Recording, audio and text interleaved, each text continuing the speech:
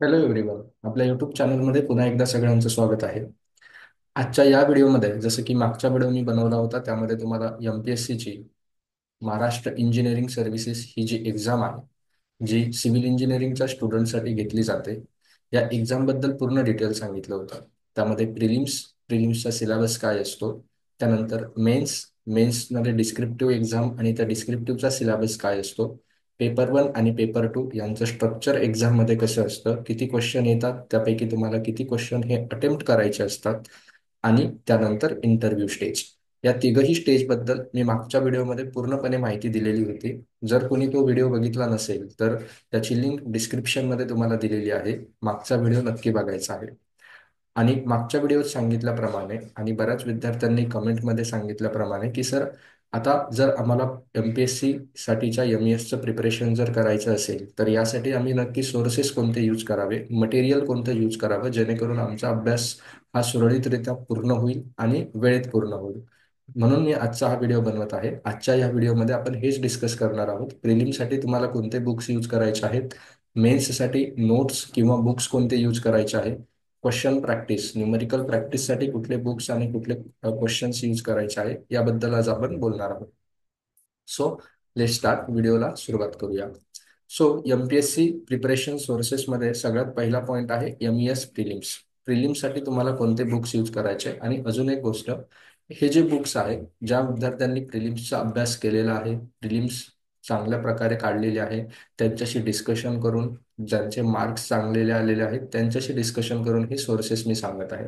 या व्यतिरिक्त काही चांगले सोर्सेस, काही मटेरियल, काही बुक्स कुणाला जर माहिती असतील की ह्या सब्जेक्टसाठी आपण हे बुक यूज करू शकतो, तर असं बुकही तुम्ही कमेंट बॉक्समध्ये नक्की सांगायचं आहे, जेणेकरून सर्वांना याचा फायदा होणार आहे.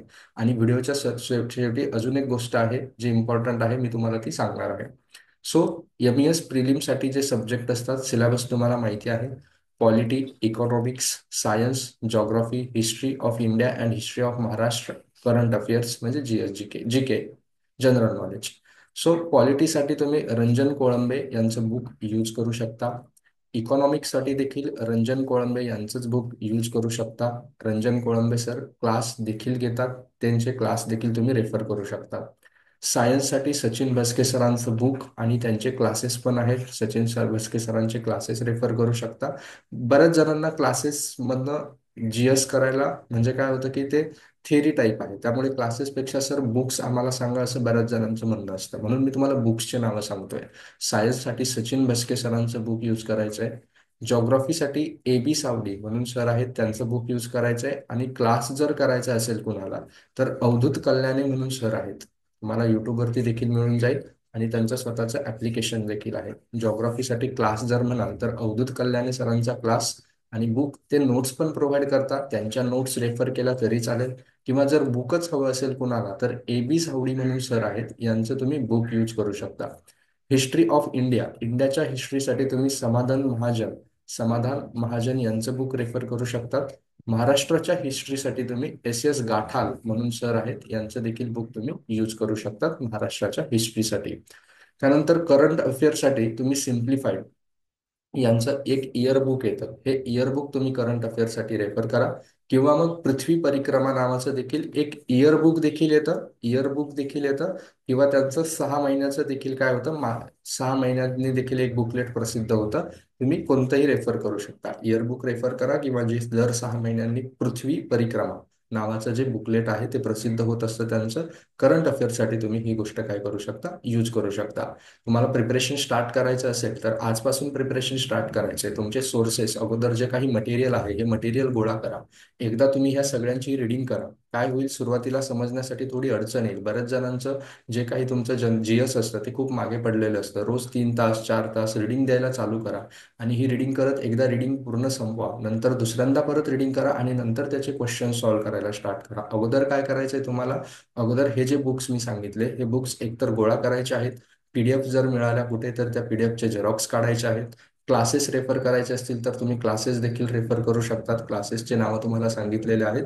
आणि मग यातून तुम्हाला प्रिपरेशन हे MES प्रिलिम्सचं काय करायचं आहे, स्टार्ट करायचं आहे. करंट अफेअर्स तुम्ही रोज एक तास अर्धा तास करंट अफेअर्ससाठी देऊ शकता. कारण असं होणार नाही की तुम्ही करंट अफेअर्स एका दिवसामध्ये पूर्णपणे अभ्यास संपवाल.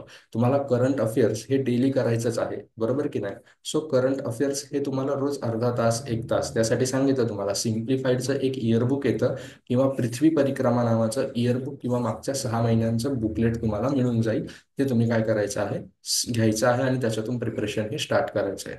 आता प्रिलिम्स नंतर दुसरी स्टेज असते मेन्स एक्झाम.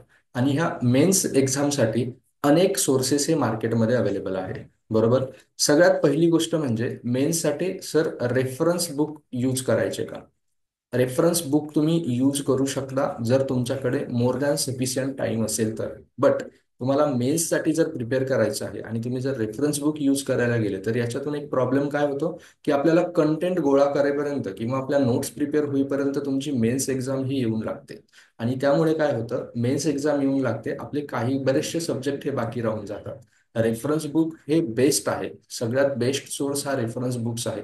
मी एक व्हिडिओ नक्की बनवेल याच्यावरती, एक सेपरेट व्हिडिओ बनवेल आणि त्या व्हिडिओमध्ये कोणत्या सब्जेक्टसाठी कोणतं रेफरन्स बुक यूज करायचंय, कोणत्या न्यूमरिकल प्रॅक्टिससाठी कोणत्या सब्जेक्टसाठी कोणतं रेफरन्स बुक जर तुम्हाला यूज करायचं असेल तर सांगतोय, त्याचं मी नक्की एक व्हिडिओ हा बनवेल, ठीक आहे. बट आपण काय करायचंय, जर आपल्याला एक्झामसाठी प्रिपेअर करायचं आहे ना, तर आपण नोट्समधनं प्रिपेअर करायचं आहे. कारण ह्या ज्या नोट्स आहेत, ज्या नोट्स मी सांगतोय, ह्या जवळपास सगळ्या नोट्स ह्या ॲज इट इज रेफरन्स बुकमधून घेतलेल्या आहेत. आणि नोट्स रेफरन्स बुकमधूनच घेतलेल्या असल्यामुळे आणि त्यांच्या नोट्समध्ये जे प्रॅक्टिससाठी न्यूमरिकल दिलेले आहेत किंवा नोटच्या कन्सेप्ट खाली जे न्यूमरिकल दिलेले आहेत, हे न्यूमरिकल देखील रेफरन्स बुकमधलेच आहेत. हे मी चेक केल्यानंतरच सांगतोय, असं बोलत नाहीये. जवळपास मी ह्या तीनही नोट्स ज्या आहेत, या तीनही नोट्स बघितलेल्या आहेत, याच्यातून अभ्यास केलेला आहे, याच्यातले क्वेश्चन्स देखील सॉल्व्ह केलेले आहेत, म्हणून मी ही गोष्ट बोलतोय. असं नाही की सर तुम्ही काहीतरी सांगताय. रेफरन्स बुकमधले न्यूमरिकल्स त्या तसे न्यूमरिकल किंवा त्या टाईपचे न्यूमरिकल तुम्हाला कुठे बघायला मिळतील, ह्या नोट्समध्ये बघायला मिळतील. त्यामुळे काय करायचंय तुम्हाला, रेफरन्स बुक ऐवजी तुमच्या ज्या अभ्यास लवकर व्हावा असं तुमची इच्छा असेल तर तुम्हाला ह्या नोट्स रेफर करायच्या. मग सर कोणत्या नोट्स? मेन्ससाठी तुम्हाला डिटेल्ड नोट्स रेफर करायच्या आहेत. Sir what is mean by detailed notes? आता डिटेल नोट्स म्हणजे अशा नोट्स ज्या नोट्समध्ये कन्सेप्ट सुद्धा असतील आणि ज्या नोट्समध्ये काय असतील, न्यूमरिकल्स सुद्धा असतील. काय? अशा नोट्स ज्या नोट्समध्ये कन्सेप्ट सुद्धा असतील आणि ज्या नोट्समध्ये न्यूमरिकल सुद्धा असतील. म्हणजे तुम्हाला एखादा टॉपिक असेल, फॉर एक्झाम्पल डिझाईन ऑफ स्लॅबचं न्यूमेरिकल सॉल्व्ह करायचं आहे किंवा डिझाईन ऑफ स्लॅब पूर्ण डिझाईन करायचं आहे डिस्क्रिप्टिव्ह असल्यामुळे, बरोबर. मग अगोदर त्या स्लॅबशी रिलेटेड वन वे स्लॅब काय असतो, टू वे स्लॅब काय असतो, वन वे टू वे मध्ये रेन्फोर्समेंट कोणत्या डिरेक्शनमध्ये प्रोव्हाइड करता, मग त्यासाठी मुवमेंट कॅल्क्युलेट करतात, ती मुवमेंट कॅल्क्युलेट करण्यासाठीचे जे फॅक्टर आहे ते कोणत्या टेबलमध्ये दिलेले आहेत, स्लॅबचे डायमेन्शन चेंज झाले किंवा वन वेचा टू वे झाला किंवा रिस्ट्रेंड आहे नॉन रिस्ट्रेंड आहे, यासाठी व्हॅल्यू कशा चेंज होतात, हा सगळा बेस आहे. हा बेस पक्का झाल्याशिवाय तुम्ही स्टेप्स पाठ करून उपयोग नाही. बरेच जण काय करतात, आपल्याला सेमिस्टरला सवय असते की स्टेप 1 स्टेप 2 स्टेप 3 स्टेप 4 ह्या स्टेप आपण पाठ करून जातो पेपरला. बट सेमिस्टरला काय असतं की एक लिमिटेड न्यूमरिकल्स येणार आहे, की ह्या टाईपचं न्यूमरिकल येणार आहे आणि त्या टाईपचा स्टेप्स आपल्या पाठ असतात. त्याच्या व्यतिरिक्त जर एक्झामिनरने थोडाफार क्वेश्चनमध्ये चेंज केला किंवा आपले जे स्टँडर्ड प्रोसिजर आहे याच्या व्यतिरिक्त काही वेगळं न्यूमरिकल जर आलं तर तिथे थोडीशी आपली काय होते, कन्फ्युजन व्हायला स्टार्ट होतं. आणि ते कन्फ्युजन होऊ नये म्हणून तुम्हाला काय करायचंय, अगोदर बेस पक्का करायचा आहे. आणि बेस पक्का करण्यासाठी तुम्हाला अगोदर सगळ्या कन्सेप्ट ह्या लर्न करायच्या आहेत. कन्सेप्ट लर्न करायच्या, त्यानंतरच त्यावरचं न्यूमरिकल सॉल्व्ह करायचं. डायरेक्ट क्वेश्चन कुणीही सॉल्व्ह करणार नाही, सगळ्यात महत्वाची गोष्ट. मग अशा कन्सेप्ट प्लस न्यूमरिकल वाल्या नोट्स सर तुम्ही कोणत्या रेफर कराल? मी ज्या नोट्स रेफर करेल त्या आहेत जसपाल सरांच्या नोट्स. जसपाल सर जे अनअकॅडमीवरती शिकवतात, जर मुलांच्याकडे वेळ असेल, कारण तिथे तुम्हाला वेळ लागणार आहे. जसपाल सरांचा एक कोर्स पूर्ण कंप्लीट करायचा, सगळे सब्जेक्ट त्यांच्याकडून शिकायचे म्हणजे कमीत कमी 8 ते 9 महिने तरी एक लागतातच, बरोबर. सो जसपाल सरांचे लेक्चर्स अनअकॅडमीवरती अवेलेबल आहेत. त्यांच्या नोट्स तुम्ही रेफर करू शकता, लेक्चर्स करायचे नसतील तरी. नोट्स का रेफर करायच्या त्यांच्या? मी स्वतः जसपाल सरांकडे शिकलेलो आहे. जसपाल सरांचेच सगळ्या नोट्स माझ्याकडे आहेत आणि त्या नोट्समधूनच मी गेट एक्झाम दिली. त्या गेट एक्झाममध्ये ऑल इंडिया रँक 39 आली. आणि त्या नोट्समधले जे क्वेश्चन आहेत, सरांनी जे प्रॅक्टिससाठी क्वेश्चन, कन्सेप्ट तर खूप डिटेलमध्ये घेतलेले आहेत, त्यावरती जे क्वेश्चन दिलेले आहेत हे क्वेश्चन अशा पद्धतीचे आहेत की तुमची कन्सेप्ट त्या क्वेश्चन मधून क्लिअर होते. त्यांनी सगळ्या टाईपचे क्वेश्चन्स त्या कन्सेप्टवरती जेवढे टाईप बनवू शकतात तेवढ्या टाईपचे क्वेश्चन हे कव्हर केलेले आहेत. बरोबर. त्यामुळे काय, तुम्हाला कन्सेप्ट पण एका ठिकाणी मिळतात आणि त्यावरचे क्वेश्चन पण त्याच ठिकाणी मिळतात. त्यासाठी तुम्हाला वेगवेगळ्या मटेरियलकडे किंवा वेगवेगळे सोर्सेस शोधायची गरज नाहीये. कन्सेप्ट शिकायची, तिथेच तुम्हाला क्वेश्चन देखील मिळतात प्रॅक्टिससाठी. मग ह्या जसपाल सरांच्या नोट्स माझ्याकडनं तर हायली रिकमेंडेड आहे. जर कुणाला ह्या जसपाल सरांच्या नोट्स हव्या असतील तर त्या मी टेलिग्रामवरती दिलेल्या आहेत. त्या टेलिग्राम चॅनलची लिंक या डिस्क्रिप्शन बॉक्समध्ये दिलेली आहे. हँड रिटन नोट्स आहेत, त्या नोट्स टेलिग्रामवरती टाकलेल्या आहेत. त्या टेलिग्राम चॅनलची लिंक ही खाली डिस्क्रिप्शनमध्ये देऊन देतो. म्हणजे तुम्हाला जसपाल सरांच्या नोट्स मिळून जातील, प्रॅक्टिससाठी न्यूमेरिकल्स मिळून जातील आणि कन्सेप्ट देखील मिळतील. जर याऐवजी या व्यतिरिक्त जर कुणाला दुसरं काही रेफर करायचं असेल तर IAS मास्टरचं जे पोस्टल पॅकेज येतं, ह्या नोट्स तुम्ही रेफर करू शकता. या नोट्स आणि जसपाल सरांच्या नोट्स जवळपास सिमिलर आहेत. त्यानंतर मेडिजीचं पोस्टल पॅकेज येतं, ते रेफर करू शकता. कन्व्हेन्शनल गेट आणि ESEचं सांगतोय मी तुम्हाला. ते गेट आणि ESEचं जेव्हा तुम्ही रेफर करताना त्यावेळेस तुमची MES जी आहे ती ऑटोमॅटिकली काय होऊन जाते, प्रिपेअर होऊन जाते. हा, याच्या व्यतिरिक्त जर कुणाला क्लास करायचा असेल तर मेडिजीचा जो आहे, मेडिजीचा स्वतःचा क्लास आहे मेन्ससाठीचा, स्पेशली MPSC साठी मेडिजी क्लास घेतं. बट अगेन फीजचा इश्यू येतो की फीज खूप जास्त आहे वगैरे वगैरे, त्या गोष्टी त्यामध्ये येऊन जातात. तुमच्यावरती आहे. किंवा अजून एक क्लास मी रेफर करेल एस अकॅडमीचा. MPSC मेन्ससाठी एस अकॅडमीचा जो क्लास आहे हा देखील चांगला क्लास आहे. इथे देखील तुमच्या कन्सेप्ट ह्या क्लिअर करून घेतल्या जातील. बट ज्या मुलांना फक्त नोट्समधनं अभ्यास करायचा आहे, आधी अभ्यास करून ठेवलेला आहे, मग मटेरियल हवं आहे, तर IAS मास्टरचं पोस्टल पॅकेज, मेडिजीचं पोस्टल पॅकेज किंवा जसपाल सरांच्या नोट्स, या तिघही नोट्समध्ये खूप साम्य आहे. नोट्स खूप जमीन आसमानाचा फरक आहे असं नाही. एखादा टॉपिक एक्स्ट्रा, एखादा टॉपिक कमी, एवढा फरक आहे. वर्डिंग सुद्धा सेम आहे. सर तुम्ही हे सगळं कसं सांगताय? मी स्वतः ह्या तीनही नोट्स रीड केलेल्या आहेत म्हणून सांगतोय. असं नाही की विदाऊट रिडिंग किंवा वरवर सांगतोय. तुम्ही रेफर करा, IAS मास्टरचं पोस्टल पॅकेज रेफर करा, जसपाल सरांच्या नोट्स रेफर करा. तुम्हाला नोट्स ह्या जवळपास सिमिलर मिळतात. ठीक आहे. हायली रिकमेंडेड कोणत्या आहे? जसपाल सरांच्या नोट्स या हायली रिकमेंडेड आहेत. त्या नोट्स तुम्ही रेफर करा, त्याच्यातले क्वेश्चन्स तुम्ही प्रॅक्टिस करा मेन्सच्या प्रिपरेशनसाठी. सर मग मेन्सच्या प्रॅक्टिससाठी काय करायचं? अजून प्रॅक्टिस करायची असेल कोणाला तर तुम्हाला ESE मेन्सचे PYQ सॉल्व्ह करायचे आणि ESE मेन्सच्या PYQ साठी तुम्हाला मेड इझीचं बुक घ्यायचंय. काय करायचंय? मेड इझीचं बुक घ्यायचं आहे ESE मेन्सच्या PYQच्या प्रॅक्टिससाठी. का सांगतोय ESE मेन्सचे PYQs? बघा, MPSC डिस्क्रिप्टिव्ह आत्ता झाली आहे, त्या अगोदर डिस्क्रिप्टिव्ह एक्झाम 2013 की 14च्या अगोदर व्हायची, 14च्या अगोदर व्हायची माझ्या मते. तुमच्याकडे MPSC चे डिस्क्रिप्टिव्हचे न्यूमेरिकल्स किंवा क्वेश्चन्स हे आता प्रॅक्टिससाठी नाही आहे. 14च्या आधीचे तुम्ही घेतले तरी चालेल, बट ते इतके मिळणार नाही. त्यानंतर आतापर्यंत डिस्क्रिप्टिव्हचा एकच पेपर झालेला आहे, तो पेपर रेफर करा आणि ESE मेन्सचे क्वेश्चन रेफर करा. तुम्हाला कळून जाईल मी का ESE मेन्सचे क्वेश्चन करायला सांगतोय. आतापर्यंत डिस्क्रिप्टिव्हचा म्हणजे मागच्या वर्षी जो पेपर झाला तो पेपर एक आपल्याकडे आहे, तो पेपर आणि ESE मेन्सचे क्वेश्चन रेफर करा, तुम्हाला आन्सर मिळून जाईल. मग आपल्याकडे प्रॅक्टिससाठी क्वेश्चन कोणते आहेत? जास्त क्वेश्चन करायचे असतील तर ESE मेन UPSC जी कंडक्ट करतं IES साठी, इंजिनिअरिंग सर्व्हिसेस एक्झामिनेशन, या एक्झामचे क्वेश्चन हे डिस्क्रिप्टिव्हच आहेत. तो आपल्याकडे एक चांगला सोर्स आहे प्रॅक्टिससाठी.